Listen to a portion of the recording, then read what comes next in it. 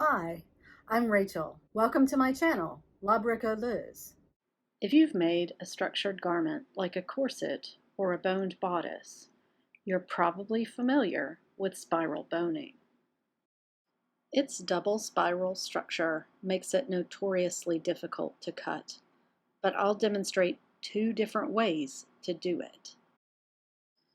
These are called cable cutters, and you can buy a pair of them at most hardware stores. They were developed to cut multi-ply cables like the one you see here, and that's what makes them great for cutting spiral bones. Release the clasp so that the spring-loaded cutters may be used. Now, this tool requires a great deal of grip strength in your hand, so if you have carpal tunnel or a similar repetitive strain injury, be careful.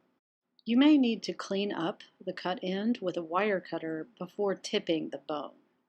Speaking of wire cutters, next I'm going to show you a trick for how to use those to cut spiral bones. No special tool needed. A spiral bone is actually a helix of two wires spiraled together, so if you can cut just one wire and then twist it open so that you can access the other wire to cut it. That's my trick for cutting spiral bones without a pair of cable cutters. However you cut your bones, don't forget to tip them before you put them into the bone channels of your garment. Whether you use tipping fluid, epoxy putty, or a metal tip like this one,